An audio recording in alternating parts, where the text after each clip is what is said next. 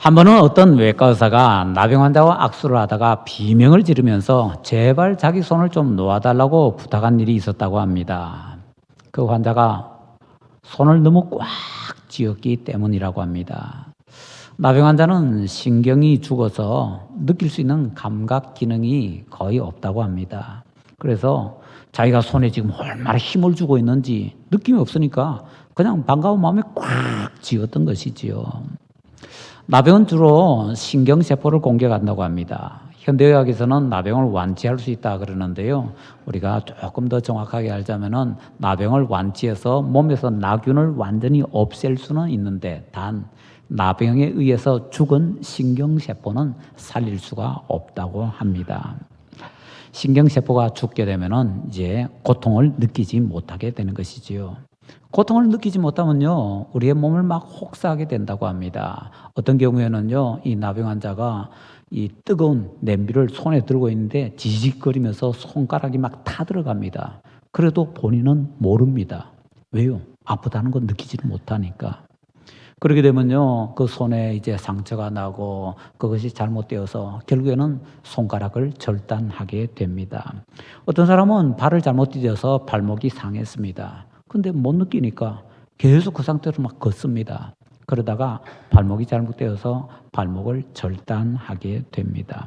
어떤 사람은 눈에 신경세포가 죽어서 이 눈을 깜빡거리지 못합니다. 그런데도 계속해서 그 눈을 쓰는 겁니다. 우리가 눈을 한번 깜빡일 때마다 눈에서 액체가 나와서 이렇게 윤활유를 발라준다고 그러네요. 그걸 하지 못한 상태에서 눈을 계속 쓰니까 결국에는 실명하게 된다고 합니다. 이런저런 일들로 이렇게 몸이 혹사를 당하니까 그래서 나병 환자들은 신체 특별히 조금 밖으로 튀어나온 부분이 있잖아요. 그런 부분들이 혹사를 당하다가 다 떨어져 나가게 되는 것이다. 뭐 그렇게 얘기를 하더라고요. 어떤 분은 그래서 이렇게 표현합니다. 나병 환자의 신체는 고무지게와 같다라고요. 이게 무슨 소린가 하고 들어보니까 이렇게 얘기합니다.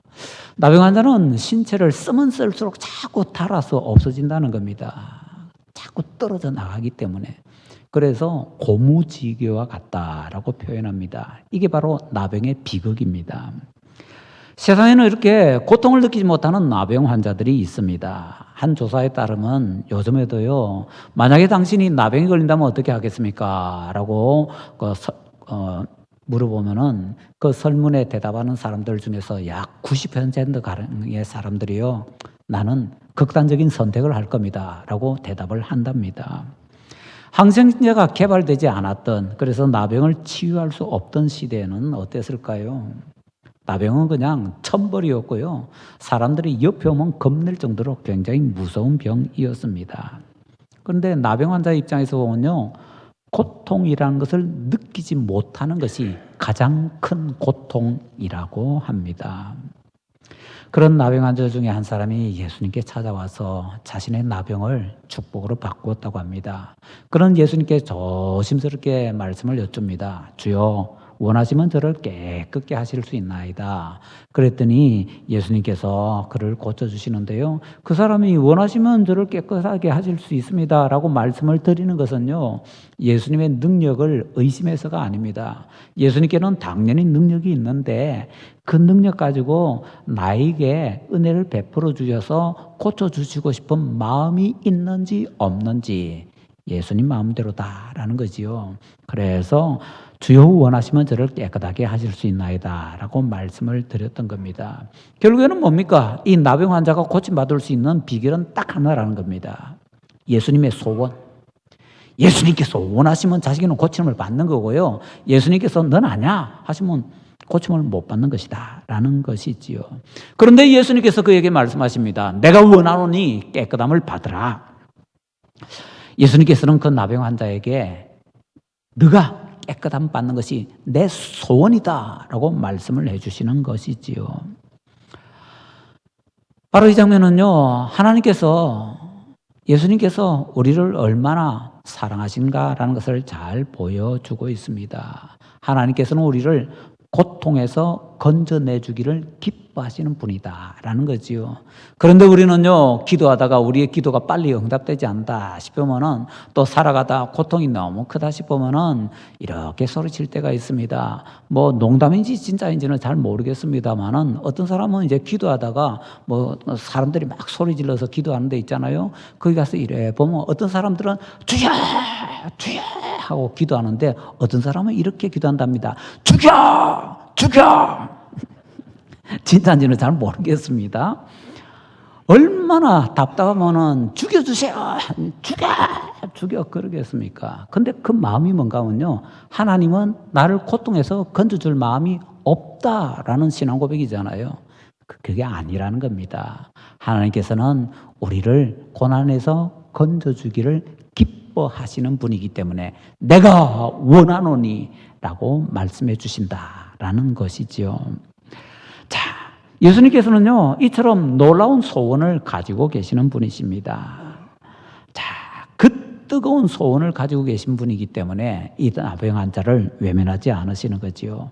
그래서 나병 환자가 그 자리에서 깨끗하게 낫게 되었습니다. 이사야 53장 5절은 그러한 현상을 이렇게 우리에게 가르쳐 줍니다. 그가 찔림은 우리의 허물 때문이요, 그가 상함은 우리의 죄악 때문이라. 그가 징계를 받음으로 우리는 평화를 누리고 그가 채찍에 맞음으로 우리는 나음을 받았도다. 이 말씀은요, 예수님의 고난, 십자가가 바로 우리를 구원해 주는데, 그 구원에는요, 이런 우리의 병으로부터 고쳐주는 것, 문제를 해결해 주는 것 다 포함이 되어 있다라는 것입니다. 20세기 기독교 최고의 지성이라고 일컬었던 영국의 유명한 문학가 C.S. 루이스는 이렇게 얘기했습니다. 고통은 변장하고 찾아온 하나님의 축복이다. 예, 맞는 말입니다. 그러나 고통이 하나님의 축복이 될 수 있는 것은 딱 한 경우입니다. 그 고통을 가지고 있는 사람이 예수님을 만났을 때예요. 마땅히 이 나병 환자가 예수님 못 만났다면 어떻게 되겠습니까? 그에게 있는 고통은요, 변장하고 찾아온 하나님의 축복 아닙니다. 여전히 그냥 고통일 뿐입니다. 주님을 만나야만 그 고통이 변장하고 온 축복이 될 수 있다라는 것이지요.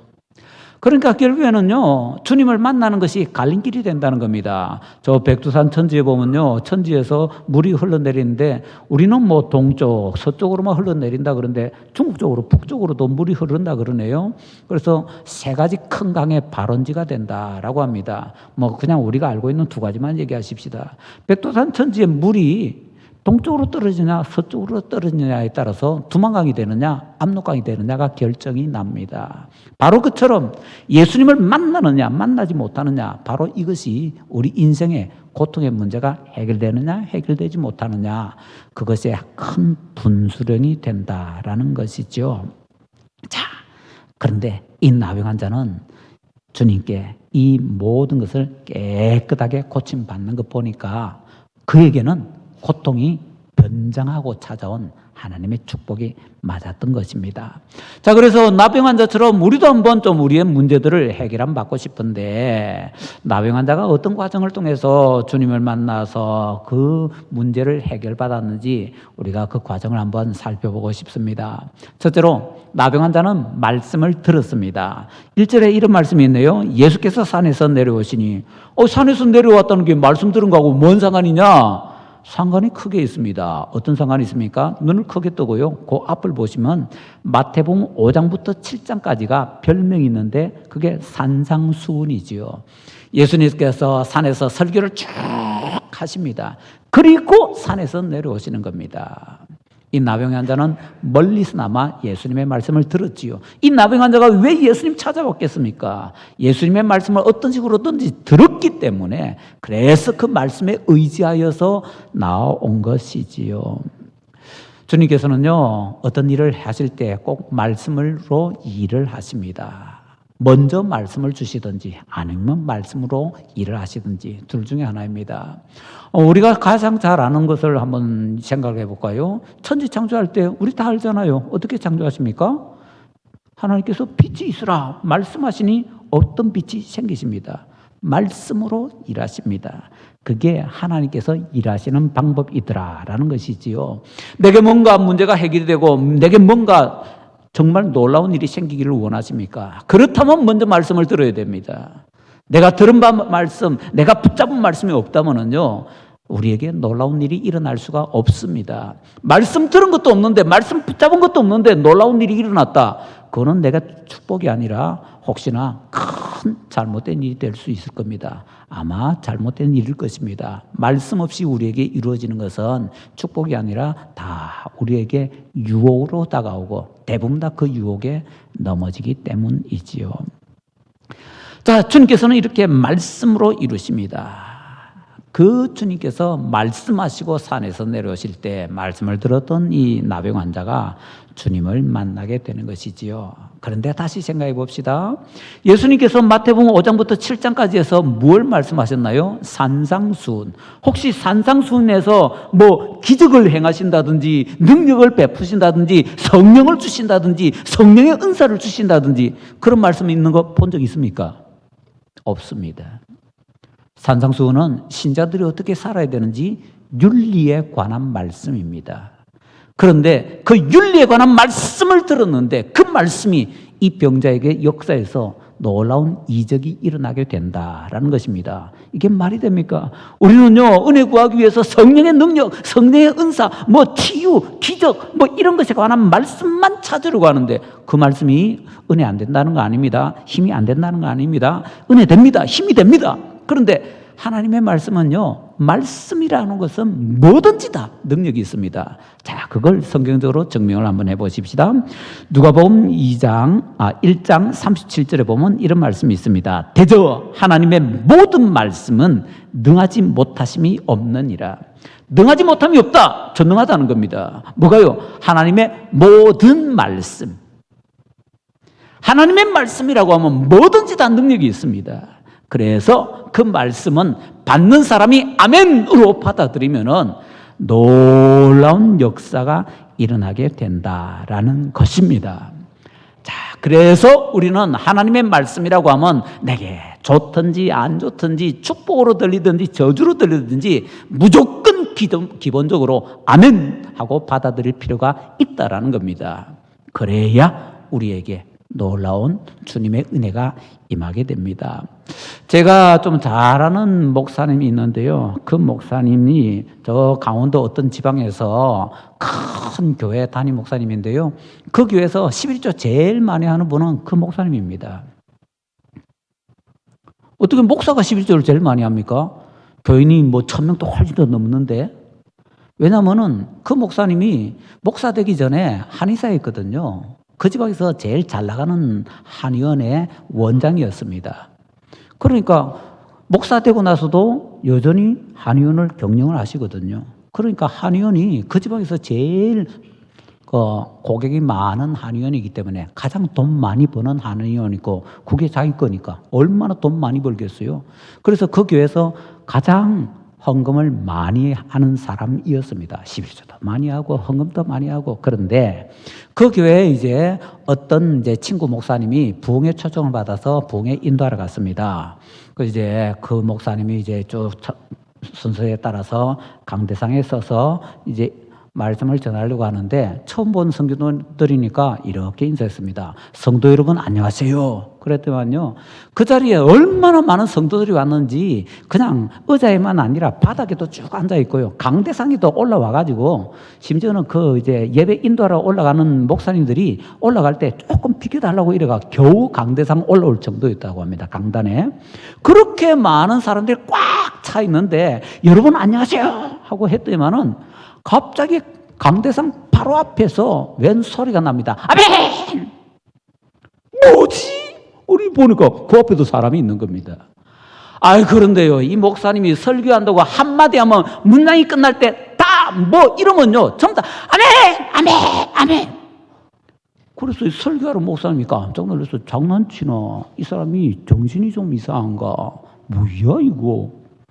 그런데 설교를 이제 처음에는 너무 놀래가지고 제대로 하지 못하다가 쭉 진행을 하는데 이 사람이 진짜 활짝 열린 마음으로 하여튼 그 목사님 입에서 문장 하나 나오면 무조건 처음부터 끝까지 아멘, 아멘 계속 하는 겁니다. 참 신기한 사람이다. 예배 마치고 나서 이제 강사 목사님이 담임 목사님 만나서 뭐부터 제일 먼저 했을까요? 도대체 그 사람 누구요? 라고 그거부터 물어봤죠. 식사하면서. 그랬더만 한 얘기가 그 사람이 한의사인데 자기 한의원에 페이 닥터 있잖아요. 월급 받는 한의사였답니다. 그런데 독립을 내서 자기 한의원을 차렸는데 그 부흥의 당시에는 이제 뭔가 하나 뒤바뀌었는데 그 교회에서 11조와 헌금 제일 많이 하는 사람이 그 담임 목사님이 아니고 그 아멘 집사님이 되었답니다.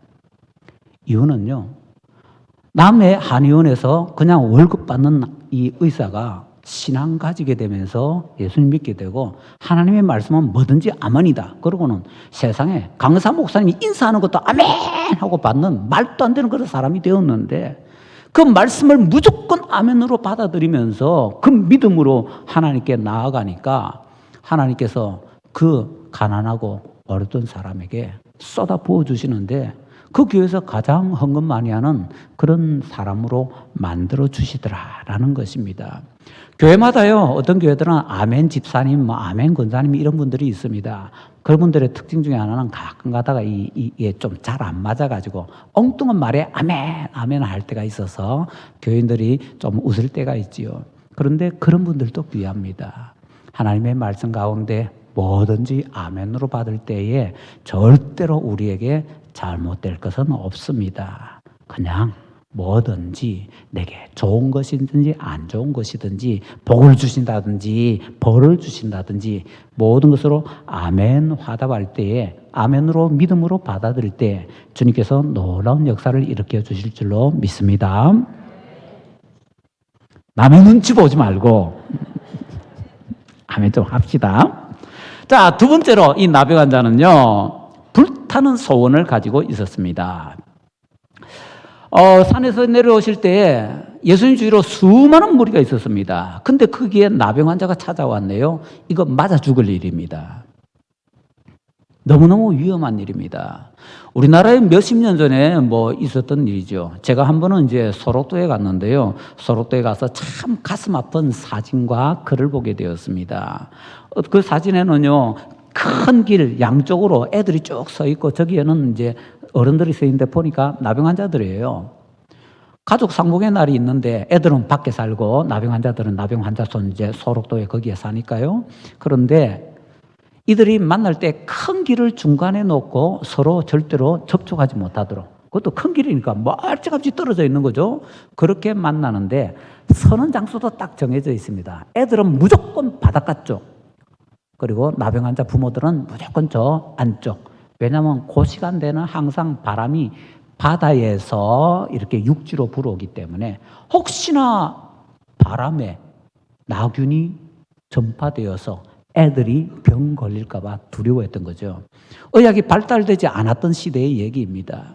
그래서 그런 정도로 애들이 자기 부모를 그렇게 면회를 했다라는 거 보니까 얼마나 가슴이 아팠던지요. 그런데 지금부터 2년 전에는 어떻겠습니까?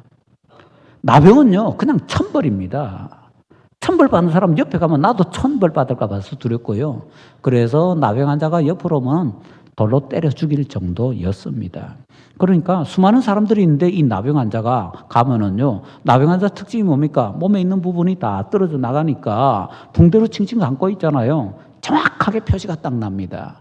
그 나병 환자가 자기들 옆으로 오면 뭐야 이거 우리 전염시키려고 오는 거야? 그리고는 이제 사람들이 해코지를 하게 되는 것이지요. 그런데 이 나병 환자는요, 그 죽음을 무릅쓰고 주님 앞에 나아가는 겁니다. 죽어도 좋다는 겁니다. 혹시나 예수님께서 자기를 외면하시고 자기에게 돌을 던지실 수도 있는데, 그런데 그는 무조건 예수님께 갔습니다. 왜요? 그의 가슴 속에는요, 나 반드시 고침받고 싶다라는 불타는 소원이 있었기 때문입니다. 그 불타는 불타는 소원을 어떻게 표현합니까? 예수님 앞에 엎드려 절하잖아요.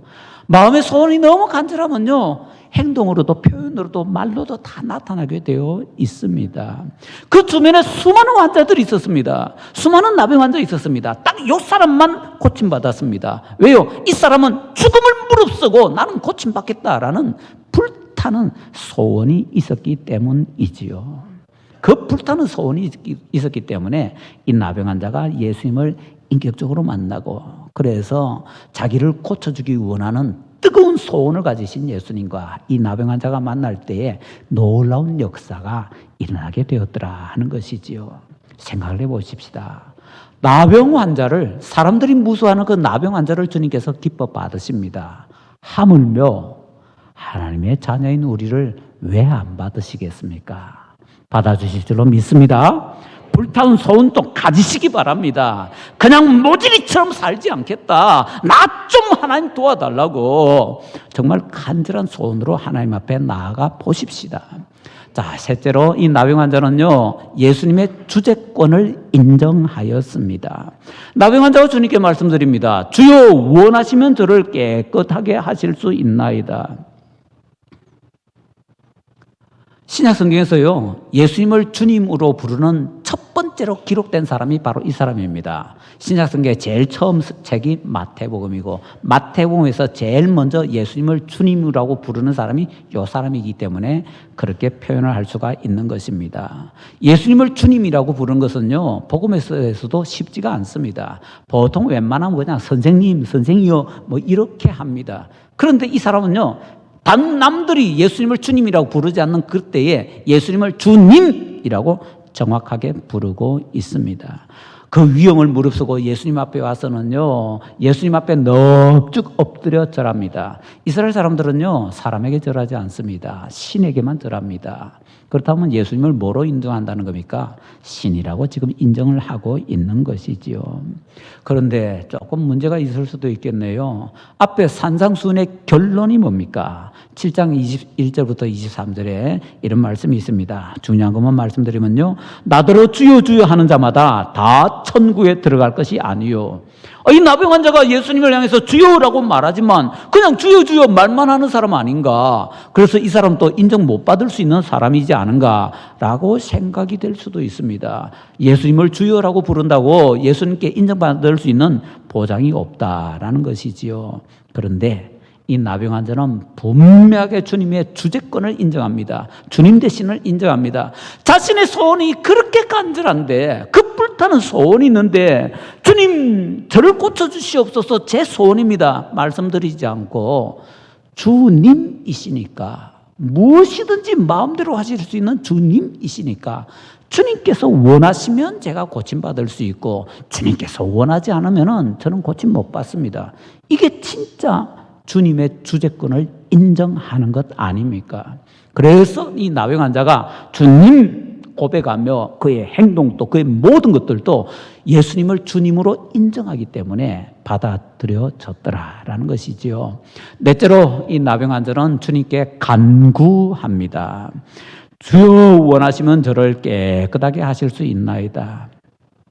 만약에 이 나병 환자가요, 불타는 소원만 가지고 있고 주님께 간구를 아뢰지 않았다면 어떻게 됐겠습니까? 비극이 일어났더라. 그리고 그 비극은 계속해서 있더라. 이렇게 기록될 겁니다. 그런데 이 비극 속에 있는 사람이 불타는 소원을 가지고 예수님 앞에 나왔고 예수님 앞에 자기의 소원을 내놓습니다. 기도합니다. 그랬더니 예수님의 소원이 되어서 예수님께서 그것을 들어주시는 거죠. 우리가 잘 알잖아요. 마태복음 7장 7절 말씀, 구하라 그러면 너희에게 주실 것이요. 그리고 유명한 꼭 기억해야 될 야고보서 4장 2절 말씀, 너희가 얻지 못함은 구하지 아니함이요. 왜 우리가 기도 응답 못 받느냐? 왜 우리에게 선한 일이 없느냐? 왜 우리의 문제가 해결되지 않느냐? 간단하다는 겁니다. 기도하지 않기 때문에. 기도 안 해서 응답 없다. 성경은 딱 잘라서 정리를 해주고 있습니다.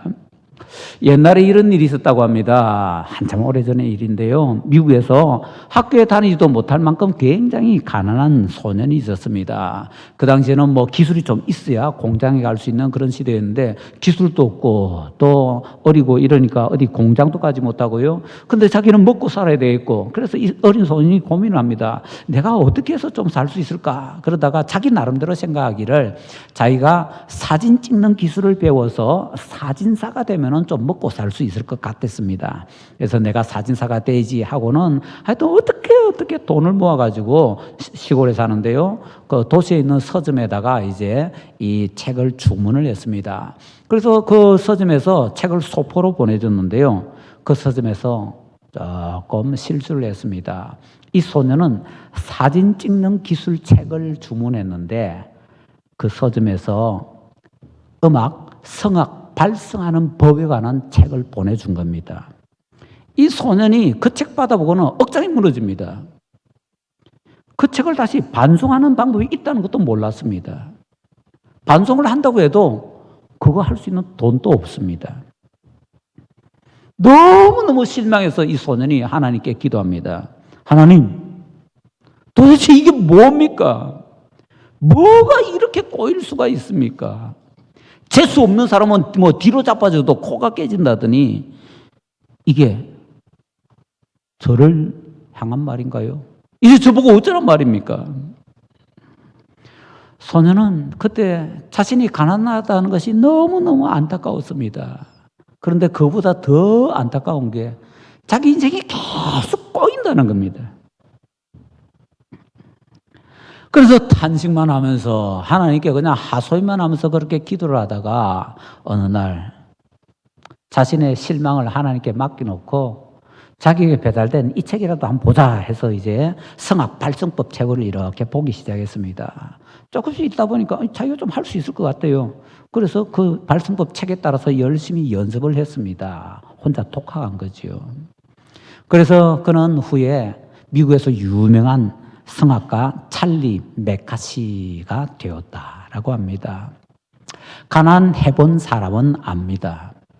가난은 죄가 아니다라고 말하죠. 맞습니다. 그런데 가난이라는 것은요, 사람이 짊어지기에는 너무나 무겁고 피곤한 짐입니다. 그 가난이라는 짐이 누르게 되면요, 사람이 숨도 제대로 쉬지 못하게 됩니다. 어떻게든 한번 살아보려고 돌파구 찾으려고 하는데, 그런데 계속해서 일이 꼬여버리면요, 더 큰 수렁으로 빠지기 때문에 눈앞이 캄캄해집니다. 때로는 우리가 실수할 때도 있고요, 우리가 실패할 때도 있습니다. 그러나 문제 해결에 있어서는 우리의 소원이 주님 앞에 기도로 올려드려질 때에 그것이 예수님의 소원이 되고, 그래서 우리의 문제가 온전히 해결된다라는 것을 꼭 믿으시기 바랍니다. 자, 그런데 기도에 있어서 요거 하나는 꼭 기억하도록 하십시다. 기도를 하는 수많은 분들이 얘기합니다. 하나님께서는 내 기도 제목보다는 남을 위한 기도 제목을 더 잘 들어주신다고. 맞습니다. 내 기도는 응답이 잘 안 되는데요, 남을 위해서 기도하면 꽤나 잘 응답이 됩니다. 그래서 그걸 잘 아는 사람들은 일부러 기도 제목을 서로 교환합니다. 네가 내 기도해주고 내가 네 기도해주면 서로 남 기도해주니까 응답 잘 될 거 아니냐. 맞습니다. 기도 응답 잘 받는 비결 중에 하나입니다. 자, 그런데 때로는요, 남의 기도를 열심히 했는데 하나님께서 내 기도를 들어주실 때도 제법 있습니다. 우리 수요 기도의 시간에는요, 우리 자신을 위한 기도 제목은 하나님께 내놓을 시간이 거의 없습니다. 그냥 남을 위한 기도 제목만 부지런히 합니다. 그런데 놀라운 것은요, 나는 남의 기도했더니 하나님께서 내 기도 들어주시더라, 이런 고백하는 분들이 제법 있습니다. 아시나요? 우리의 기도 제목은요, 절대로 하늘나라에서 잡동사니 취급받지 않습니다. 그렇기 때문에 우리는요, 우리의 기도 제목을 열심히 하나님 앞에 내놓을 때, 심지어는 남의 기도하다가 내 기도할 시간이 없을 때 하나님께서 그것을 온전히 응답해 주신다라는 것을 믿으시기 바랍니다. 그게 바로 내가 기도하는 것보다 더 응답해 주시는 하나님이다라는 것이죠. 다섯째로 이 나병 환자는요, 감사드립니다. 4절에 이렇게 말씀하시네요. 예수께서 이르시되 삼가 아무에게도 이르지 말고 다만 가서 제사장에게 내 몸을 보이고 모세가 명한 예물을 드려 그들에게 입증하라. 감사라는 겁니다. 우리에게 어떤 좋은 일이 생겼을 때는요, 후속 처리를 잘해야 됩니다. 예수님께서 지금 예물을 드리라는데 감사 예물이 적은 게 아닙니다. 레위기 14장 10절에 이런 말씀이 있습니다. 흠없는 어린 순양 2마리와 1년 된 흠없는 어린 암양 1마리와 또 고운 가루 10분의 3 에바에 기름을 섞은 소재물과 기름을 한 록. 지금 우리로 따지면 몇백만 원 정도 될 겁니다. 이걸 어떻게 나병 걸려서 구걸하던 사람이 낼 수가 있다는 얘기입니까? 물론 레위기 14장 21절 22절에는 거기에 힘이 미치 못하면은 이제 비둘기를 드린다든지 이런 아주 약하게 할 수 있는 그런 규정도 말씀해 주고 있습니다. 나병한 자는 자기가 할 수 있는 것을 선택을 해서 했겠지요. 중요한 것은요, 어떤 식으로든지 감사를 표현해야 된다는 겁니다. 이게 중요합니다. 때로는 필요하면은 힘에 지나도록 감사하는 것이 필요하고요. 때로는 도무지 형편이 안 되면 말로라도 많은 감사를 드리는 것이 필요합니다. 하나님께 감사하고 주변의 사람들에게 하나님께서 이런 감사한 일을 내게 해주셨다고 표현하는 것이 필요합니다. 이게 얼마나 중요한지 모릅니다.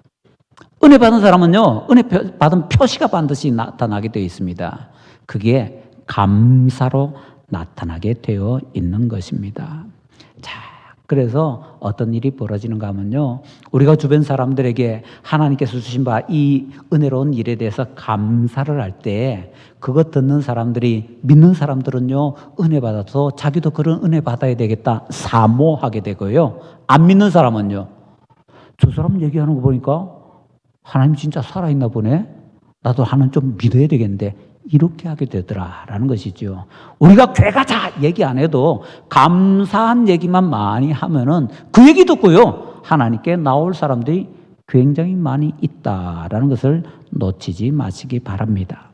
자, 말씀 듣고 불타는 소원 가지고 주님의 주재권을 인정하고 간구하고 감사까지 하는 이 나병 환자가 했던 5가지, 이 5가지를 한 단어로 줄이시오라고 하면은 믿음이라고 얘기를 할 수 있을 겁니다.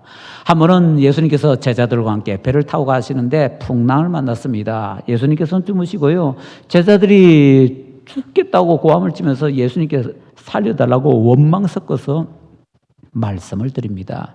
그러자 주무시다가 깨어나신 예수님께서 풍랑을 잠잠케 하시고 제자들에게 이런 말씀을 하십니다. 너희 믿음이 어디 있느냐? 지금 바로 여기서 주님께서 우리 믿는 사람들에게서 믿음을 찾고 계십니다. 너희 믿음이 어디 있느냐? 나병 환자는 자기의 믿음을 이 5가지를 통해서 다 표현을 했습니다. 나병보다 더 큰 문제 세상에 많이 있습니다. 우리가 착각하는 것 중에 하나는요, 부자들은, 세상적으로 권력 있는 사람들은 어려운 일 없이 행복할 것이다. 거짓말입니다. 100% 거짓말입니다. 왜냐하면은 그런 집에 어려울 거 하나도 없고 문제 하나도 없을 것처럼 보이는 그런 집에 가정교사 가든지 가든지 했던 사람들은 이런 얘기 하더라고요. 그 집에 문제 없는 줄 알았는데 우리가 상상하지 못하던 문제가 그 집에도 있더라. 말만 안 해서 모르는데 그 집에 내가 자꾸 다니다 보니 알겠더라. 이런 얘기를 합니다. 뭔 얘기입니까? 산이 있으면 반드시 골이 있습니다. 산이 높으면 뭐가 깊습니까? 골이 깊습니다. 세상적으로 많이 누리면요, 세상적으로도 어려운 일 많습니다. 절대로 착각하지 마시기 바랍니다. 이런 나병처럼 우리를 불가능으로 포기하게 만드는 문제 모든 사람에게 다 있습니다. 그러나 우리는 주님 앞에 나아갈 수 있습니다. 주님은 어떤 분입니까? 나보다 나를 더 사랑하시는 분이십니다. 믿으십니까? 그러기 때문에 예수님 믿는 사람은요, 사고가 나도 은혜 가운데 나고요, 망해도 은혜 가운데 망하게 됩니다. 믿으시기 바랍니다. 예전에 말씀드렸네요. 뭐 대구에서 이제 은퇴하셨는데 권성수 목사님이 미국에서 차를 몰고 가다가 뭐 깜빡했는지 차를 몰고 가다가 세콰이어 큰 나무 있잖아요. 그 나무 숲 사이로 쏙 들어갔는데 차가 그 나무에 부딪히면 그 자리에서 죽습니다. 그런데 이 목사님이 살았습니다. 뭐지? 하고 보니까 차 옆에 이 뭡니까 백미러 이런 것이 다 부서지고 했는데 큰 나무 두 나무 사이로 쏙 들어가 가지고 조금만 옆으로 비껴나서면 부딪혀서 박살났을 텐데 그 나무 사이로 쏙 들어가서 살아났습니다. 하나님께서 신자들에게는 이런 은혜 주신다라는 것을 믿으시기 바랍니다. 믿음으로 주님 앞에 나아가시는, 그래서 2024년은 믿음으로 우리의 문제가 많이 해결되는 복된 한 해가 되기를 예수님 이름으로 축원합니다.